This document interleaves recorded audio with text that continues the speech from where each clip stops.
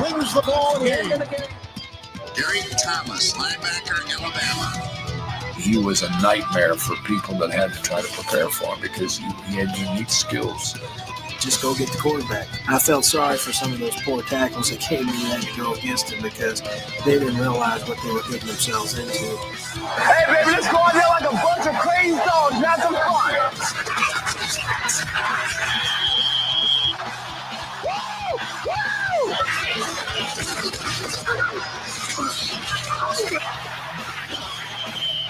Son, I got to do that in this. Lights out. Sacking the cornerback is just like you devastate a city, or you cream a multitude of people. I mean, it's just like you put all the offensive players in one bag, and I just take a baseball bat and beat on the bag. So each time he came over there, I tried to tear his damn head off. Let's play some football. Let's play some football.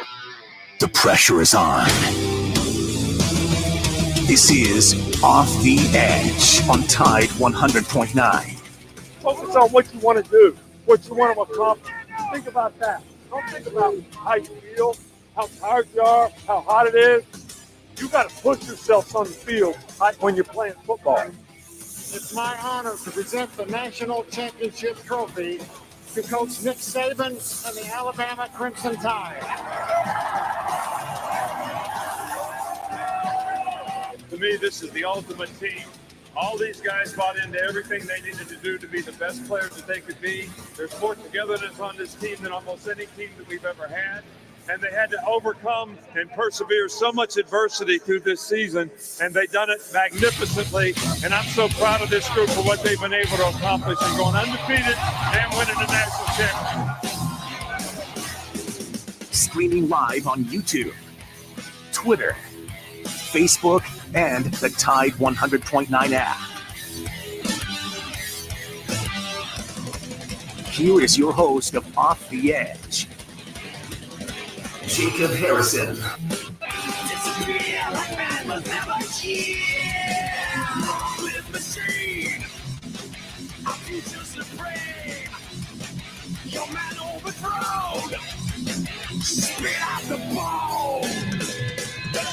Hello there, good morning. Welcome into Off the Edge Tide 100.9, your home for Alabama Crimson Tide sports. I am Jacob Harrison. It's a great day to talk about football, and we will do that for the next 56 minutes here on your home for Alabama sports. The show, as always, streams live on the Tide 100.9 app, available on your Android and Apple devices. You can also check out all of our content there at tide109.com. The show, as always, streams live on Facebook, YouTube, and Twitter at 109 on all platforms. Give us a subscribe, give us a like, give us a share. We'll greatly appreciate that. You can always join the show in the comment section or by calling in 205-342-9904. We're guest free today, so it's your show. Plenty of topics to get into. As always, the show is brought to you in part by Alabama Vintage, AlabamaVTG.com, at AlabamaVTG on the Instagram account, where you can find the Alabama player brand ambassadors for 15% off your order at Alabama Vintage. Charlie's got a great stock in, by the way. Whether it's the growing selection of jerseys, the growing selection of shoes, the incredible hat wall, commemorative t-shirts, starter jackets, you name it, Charlie's got it in store for you, as well as all the great memorabilia that you can line your home with. So go give them a check out at 2210 University Boulevard, across from City Hall, in the heart of downtown T-Town. So what's going on today? Well, today is the first day of NFL cuts. It's one of those days where it's difficult, right? Like, you don't want to see a name of somebody that you're a fan of. Unfortunately, that was the case today for fans of Tim Tebow. It was also so far we've only seen one Alabama player get cut so far. That is Bo Scarborough, who just 11 days ago signed with the Las Vegas Raiders, but unfortunately he was part of the first cuts down to 85. So your roster can hover around 90 and you can cut down to 85. The Raiders have actually cut more players so far than any other team in the NFL.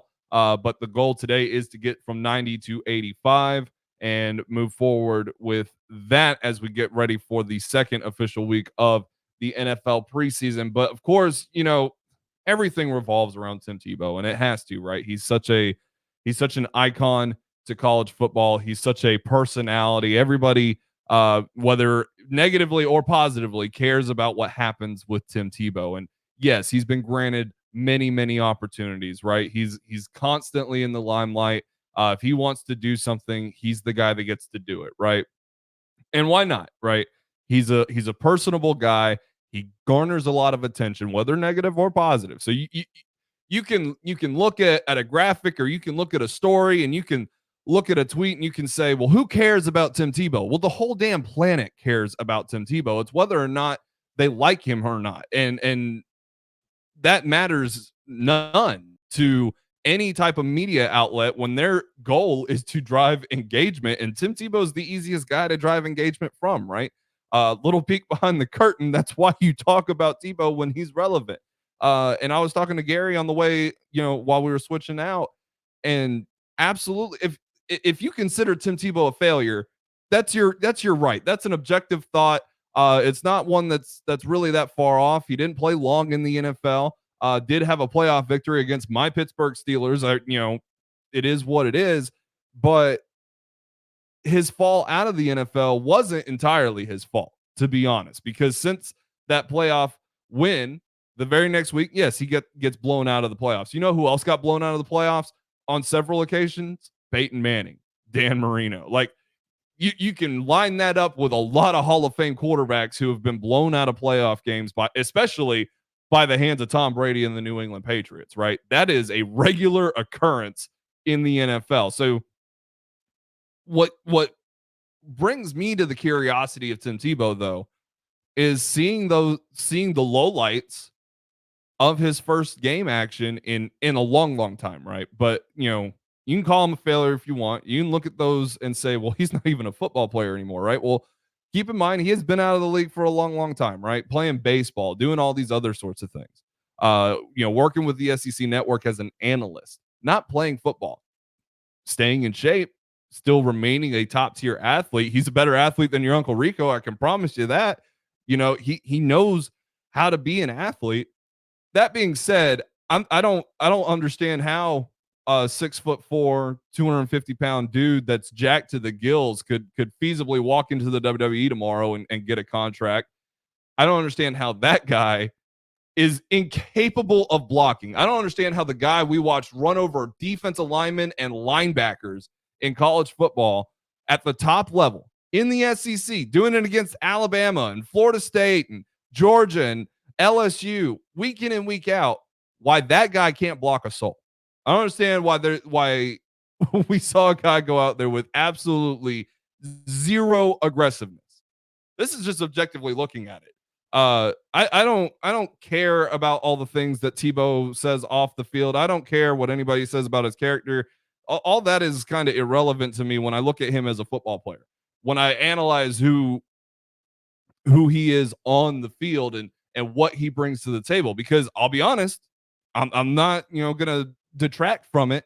When Tebow was signed, I thought he was going to make the roster because of the relationship with Urban Meyer and because of the storyline and because of the money behind it, right? It was the same reason everybody that bet on him making the roster in Philadelphia, why everybody that bet on him making the roster in New England, it's the exact same reason. It's the exact same reason. Why not? Tim Tebow was the number one guy in jersey sales a week after he was signed by the Jacksonville Jaguars, and he wasn't even wearing 15. So that doesn't even count the number of jerseys that were personalized to say 15 Tebow in the modern Jacksonville Jaguars uniform, right? So everywhere he goes, there's something to it. That being said, I'm not a fan of Urban Meyer, and it has to do with the way his career has played out, the excuses, all the controversy that has followed him. All of that is a massive headache. And you're at a crossroads, right? When you look at the NFL and you look at what's going on right now, because Trevor Lawrence can't fail. He can't. Like there's some guys you look at and you're like, I don't know.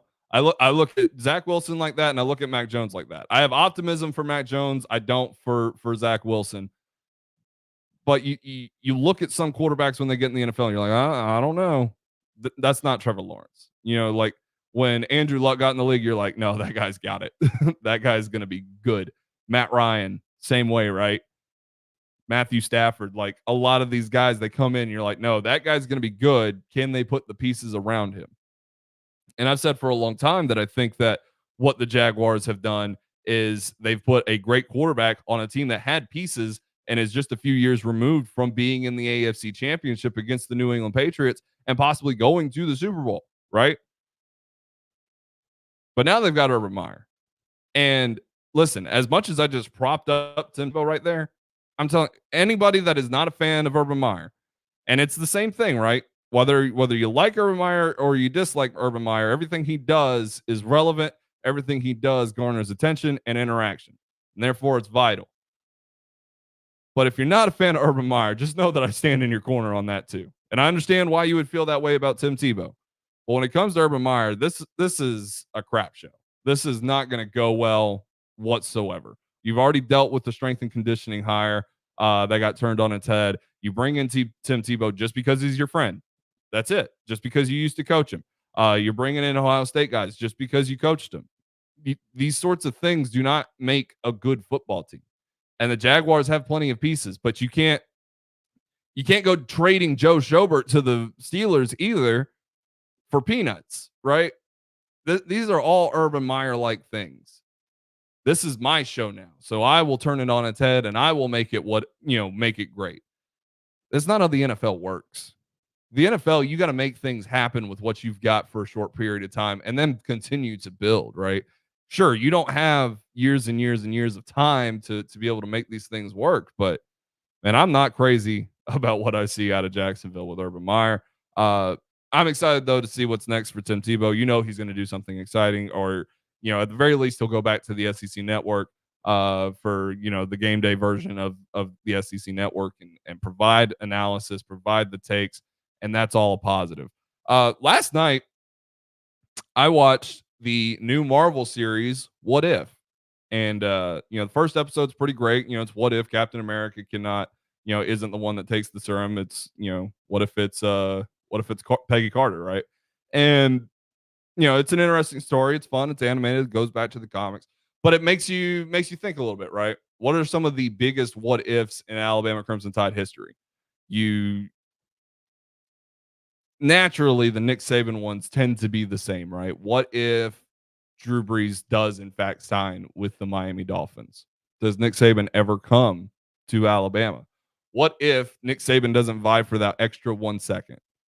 Does Alabama walk away with a victory in 2013 against the Auburn Tigers instead of suffering the kick six? What if Colt McCoy doesn't get hurt in the 2009 championship? That's one Texas fans like to hang on to, and I've been guilty of it in the past. It's a completely different ballgame if Colt McCoy's in the game.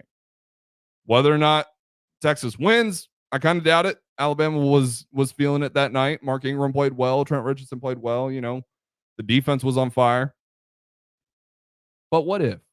What if? 205-342-9904. Let me know what your biggest what if for the Alabama Crimson Tide is. We'll take a break and come back and continue the conversation right here on Off the Edge. Tide 100.9, your home for Alabama Crimson Tide sports. You and your phone have been through a lot this past year. It's been your lifeline to the world. And now some big wireless company is telling you got to buy a new phone from them and sign their contract? They don't control you. With TracFone Wireless, you can keep the phone, number, and network you already have. Already got a 5G phone? Keep that too, because TracFone runs on America's best networks now with 5G nationwide. Plus, we've got unlimited talk and text smartphone plans starting at just $20. TracFone Wireless. Now you're in control. 5G nationwide access requires a 5G capable device. Actual availability, coverage, and speed may vary. Touchdown! Alabama wins! The Alabama football countdown clock is driven by Crawford Insurance, Tuscaloosa's low-cost auto insurer. Call 752-6489 for a free quote today. Roll Tide! Roll Tide! There are 18 days until Alabama football. Dominate! Gonna miss you around here, Iris. Olivia's best optometry technician is going back to school. Did we get that new friend? Her eye is already twitching about finding a replacement. Ugh, this can't keep happening. We're gonna have to cancel appointments. Indeed can help her hire great people fast. I need Indeed. Indeed, you do. Screen for quality candidates with the skills your role needs with Indeed assessments. Visit Indeed.com/credit and get $75 towards your first sponsored job. Terms and conditions apply. It begins before we are even born. It is with us until the day we take our last breath. So when it comes to matters of the heart, it is best to leave it to those who know how to keep that beat going. Cardiology Consultants has provided West Alabama the highest quality, state-of-the-art cardiovascular services. Dr. William Hill, Jeffrey Anderson and Lewis, Amit Shah, Edward Caraway, and Brad Proctor, all board certified.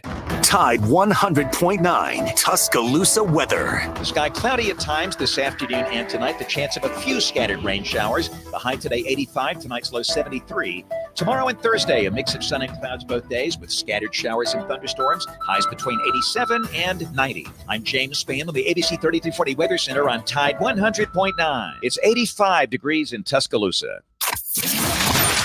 We aren't going anywhere. Off the Edge is available in the podcast center on Tide100.9.com.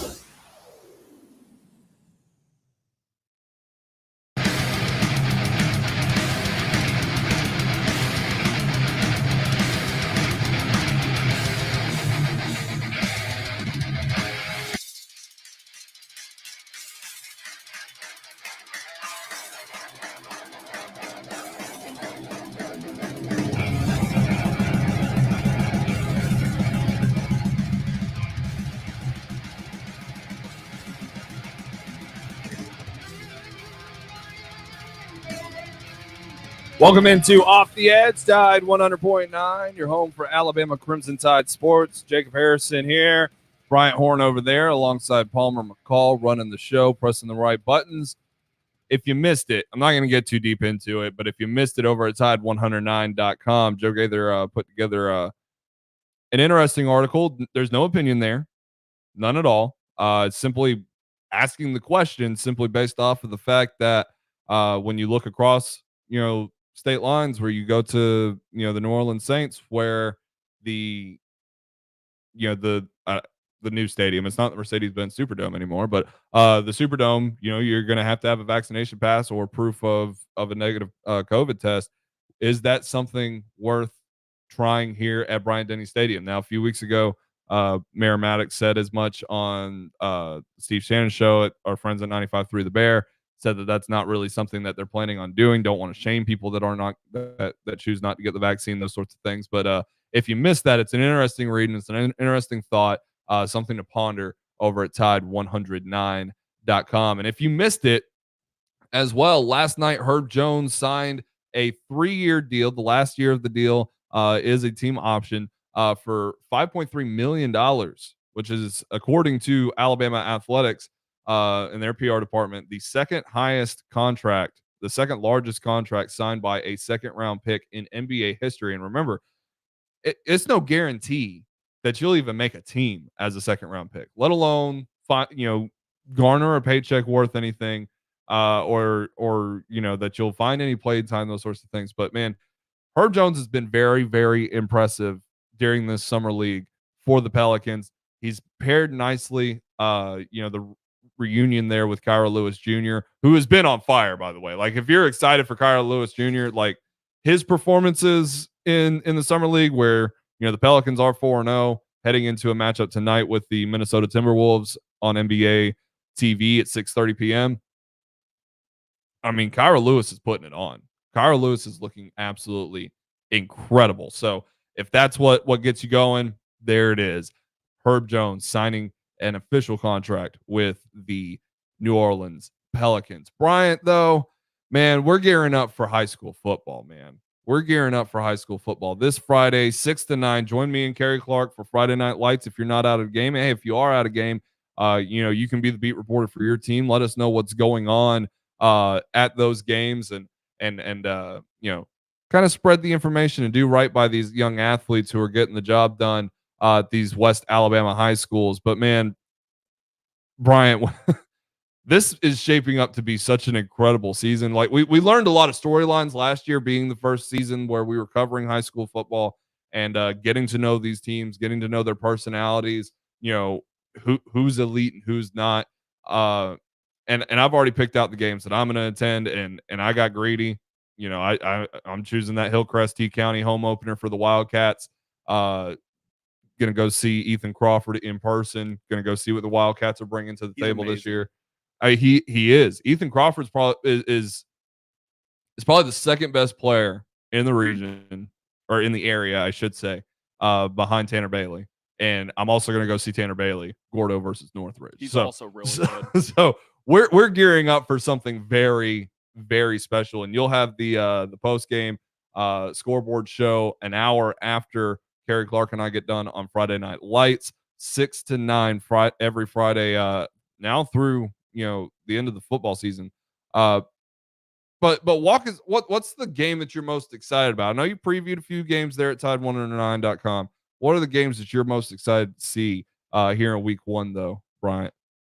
I'm going to TA and the Taga Academy on Thursday. I think that's going to be really fun. TA has a new head coach that came from Bessemer Academy, who has historically been one of the best teams in AISA, So I have a feeling that if they can get that season started right, it's going to look really good.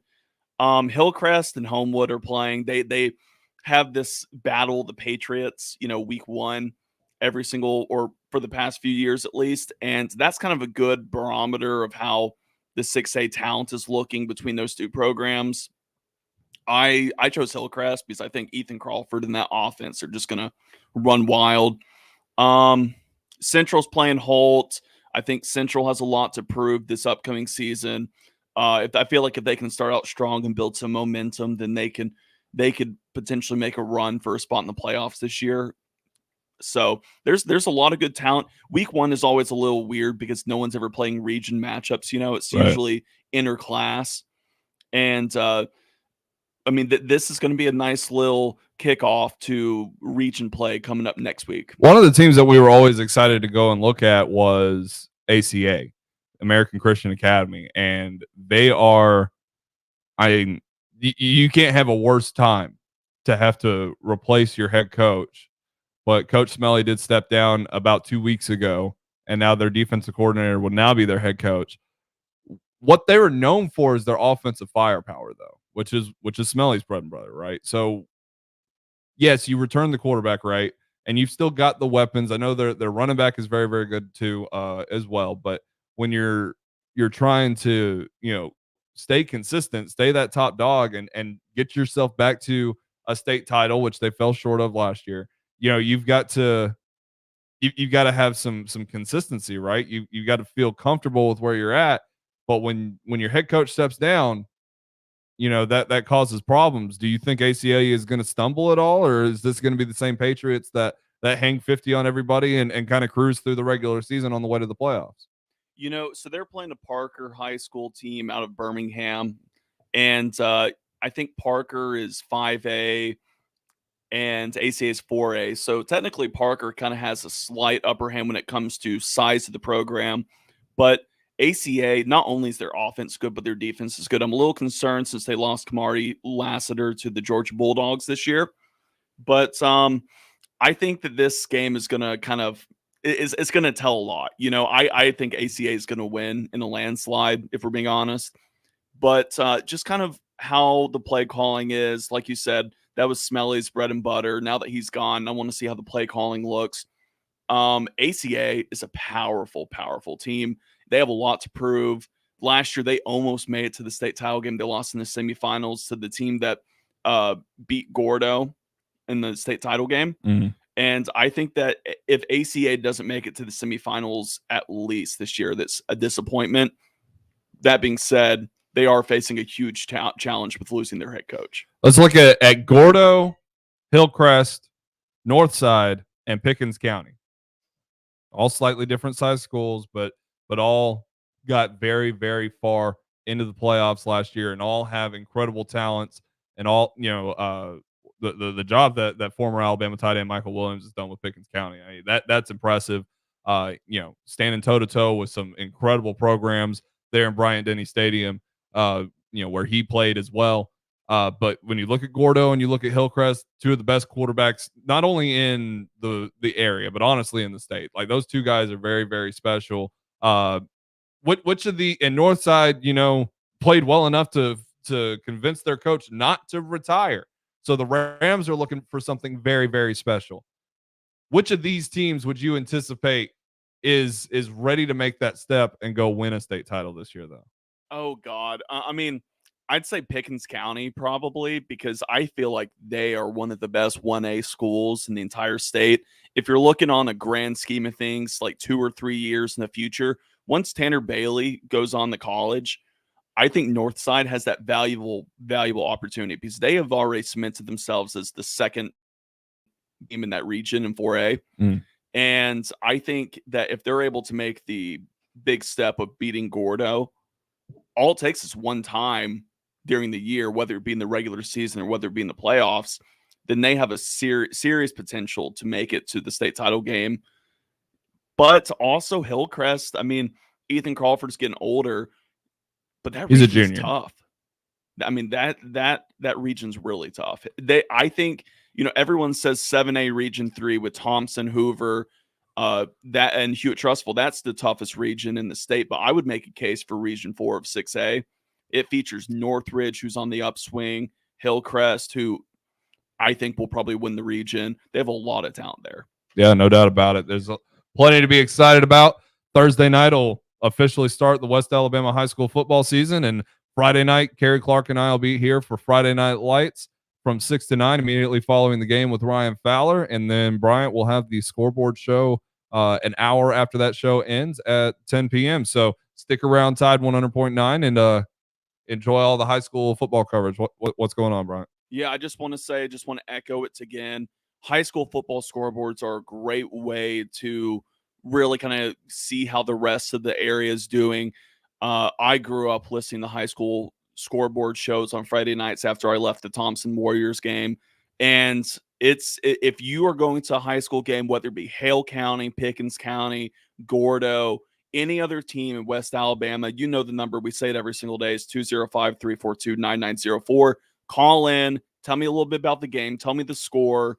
That way it'll help out Tide's coverage of the games, and you can help find out the scores of other teams that you need to know how they did. So embrace the community as well. We'll take a break. We'll come back, continue the conversation. The question kind of posed to you: what if? What are some of the big what ifs in Alabama Crimson Tide history? I know we all know the kind of the big ones in the Nick Saban era, but if there's a big one out there that I'm not thinking about, or maybe that dates back to the Paul Bryant era, I'd love to hear about some of those. 205-342-9904. This is Off the Edge, Tide 100.9, your home for Alabama sports. I said Chantilly lace and eggshell, not matte. Colby's interior design consultancy is floored with new clients. Wait, what am I looking at here? This looks like plaid. They need an admin with an eye for design and a knack for numbers. Okay, hey, look, take a look at this. Do those numbers look right? Indeed can help them hire great people fast. I need Indeed.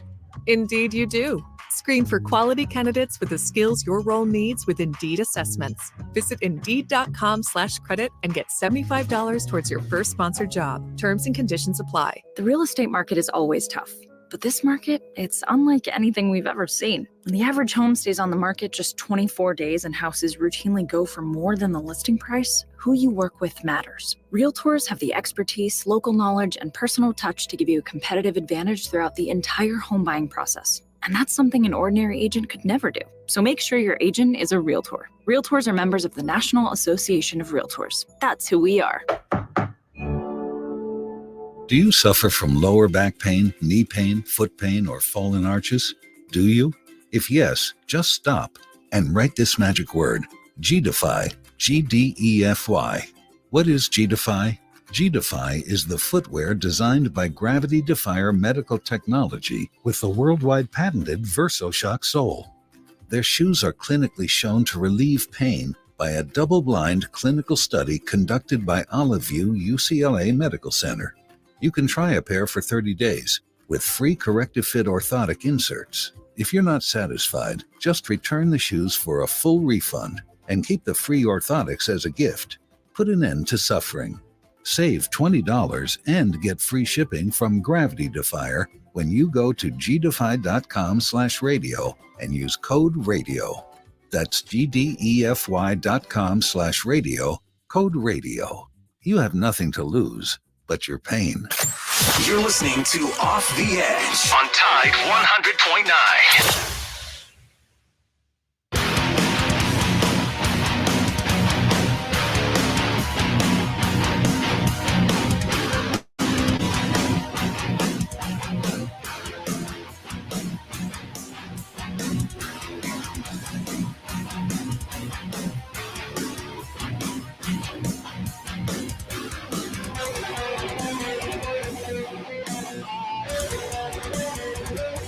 We're back here on Off the Edge, Tide 100.9, your home for Alabama Crimson Tide sports. This morning I was looking to see if they had added any more names to the top 100 and seeing, the cuts tracker over at NFL.com, and I stumbled on a video, the top 5 fantasy rookies for the upcoming NFL season, and I was curious, I was like, well, surely there's got to be 3 Alabama guys on here, right? You can't go through a fantasy list and not mention Devontae Smith, Jalen Waddle, and Najee Harris, right? And sure, the list only keeps 2. It says Devontae Smith and it says Najee Harris as the top fantasy rookie for the 2021 NFL season. I find that incredibly hilarious.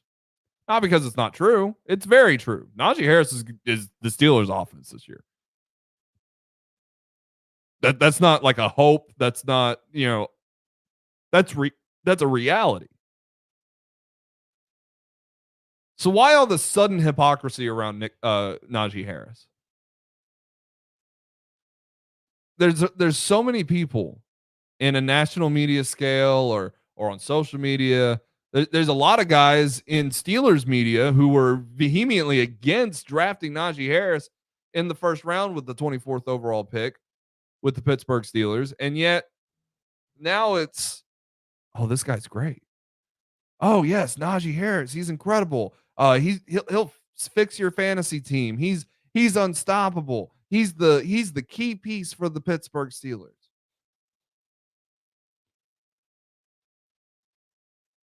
There's a serious hypocrisy there, is there not? To go from running backs are invaluable, especially a 24-year-old one in the first round. How dare you take a running back in the first round? Not quite as much negativity around the next pick, Travis Etienne, a running back going to the Jacksonville Jaguars. Not nearly as much negativity. Not nearly as much negativity around the 33rd overall pick, which was a running back. And then there was a run on running backs in the top of the second round. But yet there was all this negativity around Najee Harris. There's a lot of negativity around all the Alabama prospects this year, except for Patrick Surtain, right? So it kind of was what it was. There's a little bit of Alabama fatigue there. But I've got some serious issues with just the vibe that exists around running backs until it's just obvious that they are going to be something special for a football team. No, you don't draft a running back expecting him to be a franchise guy for the next 10 to 15 years. That's not reality anymore. You're not getting Emmitt Smith in the first round. Saquon Barkley is going to have just as short a shelf life as a lot of other guys have been. You look back to Todd Gurley and Melvin Ingram or Melvin Gordon, excuse me. Both of those guys, top draft picks. One of the last times I think we'll ever see 2 top 15 running backs in a first round, and yet they're both practically on their way out of the league. And you go back to Christian McCaffrey, who dealt with a ton of injuries last year. Leonard Fournette, who's already on a new team. Yes, he played well in the Super Bowl and helped the Buccaneers win that. But yet in college football, we're very interested in who the running back is going to be, because we're not dealing with guys who might experience burnout, right? We can run these guys into the ground. You usually have enough talent there to spread the wealth. You look here at Alabama, and you look at Brian Robinson, who's played here for 4 years, but nobody's questioning his age or how much he's been utilized. Of course, he hasn't been a starter for 4 years, but he has played quite a bit of football, right? But you can look at Trey Sanders and the injury history there, and you look at the unknown commodities that are Jace McClellan, Roydell Williams, Kamar Wheaton, right? Like we all get an impression that these guys can all be very, very valuable to the football team, and for good reason. They absolutely should be. But we hold all this value to the running back position here in college football, and then the second they're on their way to the NFL, we dismiss their value. And then when they get in the NFL, we laud their value. We're in love with them. We can't wait to see what they're capable of. These are some of the best athletes in the country, and we want to see them do their work, right? And Najee Harris is no different. We have misconstrued value to such a degree that we can't look at a football team and say, well, yeah, that's something they need. They were dead last in rushing.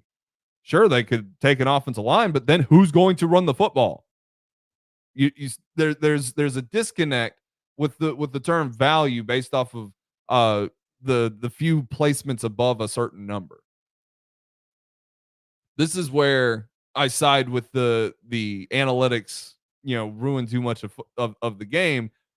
I mostly disagree with that sentiment, but when you're talking about value, you're talking about good players, you're talking about guys that can bring a lot to a football team. And you look at guys like Najee Harris, and you look at guys like Devontae Smith and Jalen Waddle, guys that had questions around them in their draft profiles. But now everybody they see them on a football field and they completely dismiss their past arguments about how invaluable they were, or the big question marks, whether it was Jalen Waddle's ankle, it was Devontae Smith's size, or it was Najee Harris's position. It were all these questions, asking all these questions about things that yes, they're relevant to the potential of their future within the league. But at the end of the day, a good football player is a good football player. Is he not? Yet we have to go forward and act like all of this is just a normalcy, right? Again, Devontae Smith is back at Eagles practice, and he's catching passes from Jalen Hurts. It looks like he'll suit up this weekend when the Patriots and the Eagles take on one another in a preseason matchup. A lot of Alabama faces in that game, by the way. A lot of guys that'll be playing a lot of minutes as well. So definitely want to tune into that one as an Alabama fan. But, we talk about Devontae Smith's size. Yes, he has been injured this training camp. It wasn't a contact injury. It sprained his MCL. Sort of thing happens. This is the NFL. There's a lot of guys. Some guys are going to get hurt. It's just how it goes. But now there's all this excitement around Devontae Smith being back. When not 4 months ago, we were questioning whether the guy could play because he was 165 pounds soaking wet. And I'm just curious where this disconnect is. Oh, well, he's not going to be able to do X, Y, and Z. And then we see him do X, Y, and Z in the NFL. It just makes me question a lot about what we do when we're analyzing prospects heading into the NFL, heading into the NFL draft, and those sorts of things. Because when you really look at what Devontae Smith brings to the table, and you look at how Jalen Hurts looked incredible against the Steelers last weekend. He was pinpoint. He was accurate. He was comfortable. He was in command. And now we start hearing about how,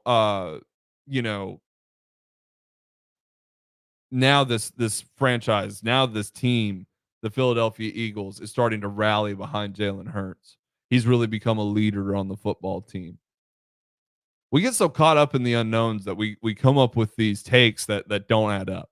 We come up with these takes that are bewildering, right? We come up with these takes where we try to sound like we're getting ahead of things, when in reality, you kind of just have to take things at the value for what they are and try to enjoy what's going on, whether it be the draft process, NFL training camp, preseason, the regular season, college football, spring football, A-Day, those sorts of things, right? The 10 minutes that we get at Alabama football practice. Like, you've got to find the value in what's presented to you. You can't go out on limbs and trying to formulate something that's not there. That's when we get bad takes. This is when radio turns sour and when analysis becomes conjecture and becomes something, invaluable to, audiences and listeners and those sorts of things. Good football players are good football players. And I love analyzing more than anybody. And I'll take the negatives and the positives out of a lot of players, but we can't just continue to misconstrue. If a guy's got it and a guy can bring something to a football team, take that for what it is. Take that for what it is, and continue to build on it once you've got it. For instance, when we're looking at the transfers that come in for Alabama, right? We're looking at Jameson Williams. We're looking at Jack Martin. We're looking at Henry To'oTo'o. We're looking at, what are they going to bring to the football team that we didn't already have? That's why you've brought them in, right? Well, Jameson Williams brings that breakneck speed, right? Jack Martin brings in the competition for the punter, but he's also somebody that's definitely going to be the holder, right? Henry To'oTo'o brings in a guy that knows this defense inside and out, has the athleticism to do it, but can take some of the pressure off of Christian Harris by being the guy that wears the dot, has the earpiece, and is making the adjustments on the defense. But they didn't. These were, whether it was Jack Martin, was just playing at Troy, or Jameson Williams, a guy that couldn't get on the field at Ohio State, or it's Henry To'oTo'o who's in a bad spot with Tennessee. You can look and you can take the positives from those guys and apply them to Alabama and see how it's going to work. But you still got to look at some of the negatives, right? Well, Jack Martin hasn't played on this kind of stage before. Jameson Williams hasn't shown that he's a great interior route runner, doesn't run across the middle very often. Henry To'oTo'o struggles in pass coverage about as much as anybody else, right? And he gets swallowed up by blocks. But you can't just pin yourself into just the positives or just the negatives. You gotta look at the whole picture. And that's what I've been trying to do for a really long time. So I get really flustered and annoyed when we look at Najee Harris and we're like, oh, he's 24 and he's a running back. You don't draft him in the first round. Or we look at Devontae Smith and we say, well, he's tiny. He won the Heisman. No, but he's tiny. You don't draft that guy very early. You don't draft that guy to be a number one. Or you look at Jalen Waddle and you say, well, he broke his ankle, man. Well, he came back and finished the season despite it. You can find the negatives and the positives. You look at both of them. I tried to do the same thing with the NIL, and I just want to see better analysis out there. Just want to see better analysis out there. George and Macon, man, what's going on, dude? Nothing much. Just to add to what you were talking about, for some reason there is a lot of hate on Alabama, I guess because we win so much. But when it comes to one of our players going to the draft, all they talk about is what they can't do instead of what they can do. I mean, if you want to get with Devontae, I mean, he was running back punts. He caught how many passes? He had a lot of contact, and he out-fought on 50-50 balls. I don't know that anybody beat him on a 50-50 ball. So, in my mind, his weight has nothing to do with it. It's his explosiveness, his want-to, and his glide and his smoothness of the way he runs, which is so deceptive. And Mac Jones, I'm getting so sick and tired of everybody talking about what he can't do. Well, let's talk about what he can do. He can do a lot and does a lot better than a lot of other players. You were talking about Tim Tebow. I mean, I don't know why everybody was hating on him for getting opportunities, and he got opportunities because he was so good at one level. He earned the opportunities. Right. And, that's kind of my thought. What do you think? No, I agree. I think I don't know if it has a lot to do with just being Alabama guys. I think there's this vibe in a lot of people, and I heard Barry Sanderson say it this morning where that people are just negative on Jalen Hurts all the time. They're always looking for what he can't do, and that in turn creates a chip on the shoulder of Jalen Hurts, and he uses that to his advantage. But he finished at Oklahoma. There's a lot of people that considered him an Oklahoma player, not an Alabama player, which is weird. But I think that plays so much into it is that we look for negatives and everything. The same thing with NIL or with the college football playoff expansion or Texas and Oklahoma. Like, sure, there are negatives to each one of those things. There's negatives in the games of these players, but you can take those negatives and weigh them against the positives and see that the positives usually outweigh the negatives on a grand scale, and you can kind of balance them, acknowledge that there's both on either side, and move forward in your analysis. And that's why so many teams miss on these guys, right? Like if you were a scout looking at Johnny Manziel and you're saying, oh, well, this, he brings a lot on the field, but can we corral him as an off the field guy? And then of course he goes to the Browns, who can't do that sort of thing. Or you go to Jamarcus Russell, one of the strongest arms the NFL's ever seen. Okay, but he's got a lot of off the field issues. He's got attitude issues. Can we corral him? And clearly they couldn't, because it was the Oakland Raiders. They, at the time, a terrible organization can't do those sorts of things. So you can, and with those guys, a lot of the time it was, well, look at what they can do, but not a situation of, well, look at what they can't do. So you've got to find a balance between all of these guys and say, well, here's what they can do, here's what they can't do, and move forward with an evaluation that makes some sense. And just because somebody plays a certain position doesn't mean they're worthless at a certain draft spot. I mean, sure, you can objectively look at the NFL draft and be like, you should absolutely never draft a left guard with the first overall pick, without a doubt. But you can also still say that if you're a good team like the 49ers and you just so happen to lose a lot of players in the NFL draft, or excuse me, in the regular season, and you find yourself at the top of the NFL draft and all you need is a left guard and you got the next Zach Martin sitting there, why wouldn't you take him? There's a lot of situations and ebbs and flows in all the analysis. And I'm just, it's funny to me that now, as we get closer to the season, there's this positive aura around Najee Harris because of the excitement of what he's going to do this year with a team that has to give him the football. And the same thing kind of goes for Devontae Smith. They don't have a lot of pass catching options. We saw how many drops the Eagles had against the Steelers last week. And so now the excitement is, oh, well, Jalen Hurts looked really good. Now he's about to get Smith. Look at what they're going to do together. Or Tua looks good and he's got Jalen Waddle. Look at what they're going to do together. Everything is so within the moment rather than looking at the entire picture and going forth with that. Well, I'm kind of with you. Jalen Hurts, granted, he doesn't throw the ball like Joe Namath, but he does know how to run his team. He does know how to make the other team's players play better because he's so confident and he's so in control. I mean, those are things that he does very, very well. But, it seems like when someone's, drafting a quarterback, oh, he's got to have a strong cannon arm. Well, that's the least thing you need to know. Like I was telling somebody before, it's the speed between your ears and the decision making that means more than anything than the speed of foot and the strength of your arm.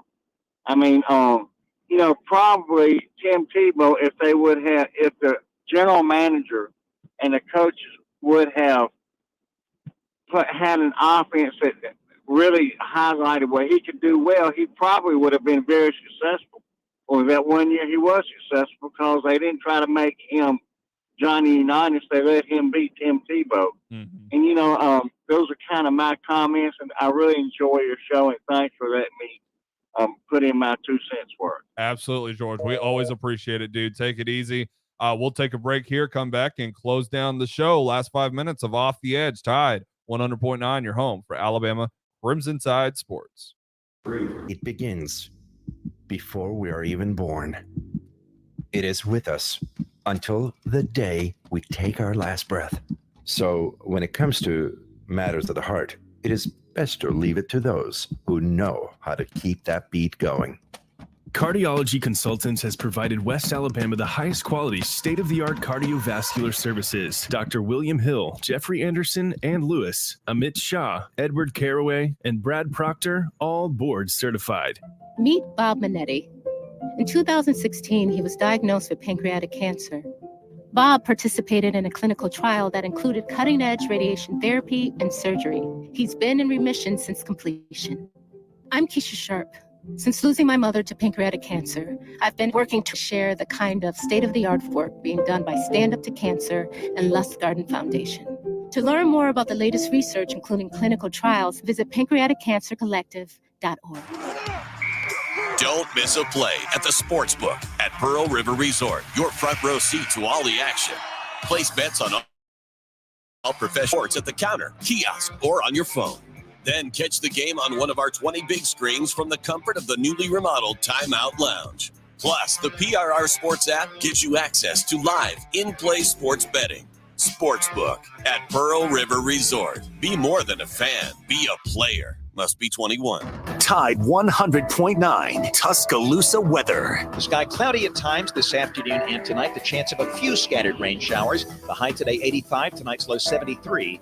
Tomorrow and Thursday, a mix of sun and clouds both days with scattered showers and thunderstorms. Highs between 87 and 90. I'm James Spann on the ABC 3340 Weather Center on Tide 100.9. It's 85 degrees in Tuscaloosa. Follow Off the Edge on Facebook, Twitter, and YouTube for live streams and instant analysis. Off the Edge with Jacob Harrison continues.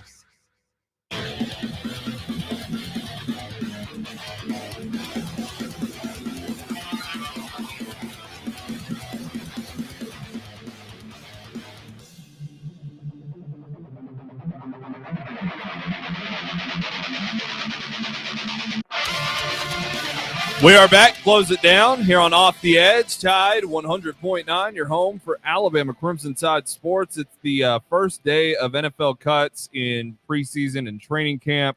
If you missed it, Bo Scarborough, so far the only Alabama pro who has gotten that unfortunate phone call with the Las Vegas Raiders. He signed with them just 11 days ago and formed a backfield that had 4 guys who had spent at least one season with the Alabama Crimson Tide. B.J. Emmons was a guy who finished his career at FAU, Florida Atlantic, but started here at Alabama. And, of course, Josh Jacob and Kenyon Drake are the 2 top backs there. And, of course, the biggest news of the day is that Tim Tebow was released by the Jacksonville Jaguars after a poor showing in the first preseason game against the Cleveland Browns. I still am bewildered that a guy his size couldn't put his hands on somebody and block. He seems so timid and scared. This is one of the toughest runners in college football history. Like, what are you doing, my guy? But speaking of Josh Jacobs, the NFL, I wanted to do this yesterday. I didn't have time, ran out. But the NFL is starting to release its top 100. And this is always just a talking piece to kind of get you excited for the season, right? It's not something to be taken totally serious. That being said, it is voted on by the players. And I want to know what players have got going on right now. Because this is not adding up at all. First of all, we're still not giving any respect to offensive linemen. Zach Martin's one of the best offensive linemen in all of football, and he came in at 85 on this thing. But so far, we've seen 4 Alabama names. We've seen Ryan Kelly, the Indianapolis Colts center, land at a nice 69 there for the Colts. He has been incredible, by the way. If anybody has just fallen asleep on Ryan Kelly, hasn't kept up with his career, it's easy for an offensive lineman to have a quiet career. Ryan Kelly is a back-to-back Pro Bowler, and last season helped the Indianapolis Colts keep Phillip Rivers upright more often than any other quarterback in the NFL, getting sacked just 17 times over the course of a 16-game schedule. 17 times. Barely over 1 per game, and Phillip Rivers isn't even mobile, so you know he was getting excellent protection. Colts have one of the best offensive lines in all of the NFL. And Ryan Kelly is a big, big reason why. So if you're a fan of him here at Alabama, just know big number 78 is still doing big things in the NFL. Right after him is Josh Jacobs at 68. I think that's a solid number for him. I don't think Josh gets a lot of the respect that he rightfully deserves, though, because the Raiders are trash and they have to go through him in order to get things done. I'm not a believer. Every time I talk about Derek Carr being the quarterback for the Raiders, I get more and more negative because I continue to just not buy into what he's got. I used to be a big fan of his because the Raiders are one of my favorite teams in the NFL that aren't the Steelers. It was good for them to finally find a quarterback that could do something, but not this guy. He can't hit Henry Ruggs in stride, and the entire offense has to go through Josh Jacobs, which is only going to shorten his career. That being said, Kenyon Drake is there to help out with that. The Raiders do still have their roster has some of the most Alabama Crimson Tide players on it out of the entire NFL, even after Bo Scarborough was cut today.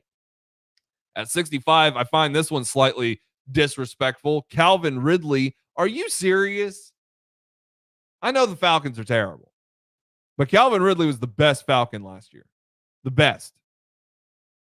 Without a doubt. And he's primed to be the number one this year now that Julio is in Tennessee. And you know that Julio is going to land higher than Calvin Ridley on this thing. Even though it's supposed to be entirely based off of last year. Not buying it, man. Calvin Ridley is about to be a top 5 wide receiver in this league. Easily. And then Minkah Fitzpatrick at 52. How does the best free safety in the NFL not even crack the top 50?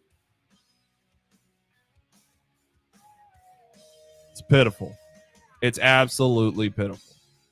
We got to start respecting Minkah Fitzpatrick, especially when his stats match his first season with Pittsburgh, despite the fact I'm at a loss for words. His stats were identical to his first season in Pittsburgh, and he was an NFL Defensive Player of the Year candidate in his first year, and the second year, everybody thinks he sucks. What is this? Pay attention. Enjoy good football. There's plenty of it.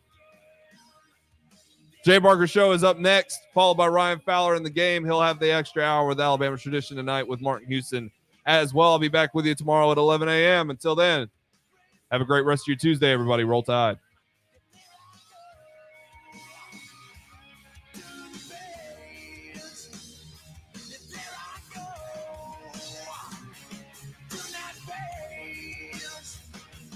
There I go.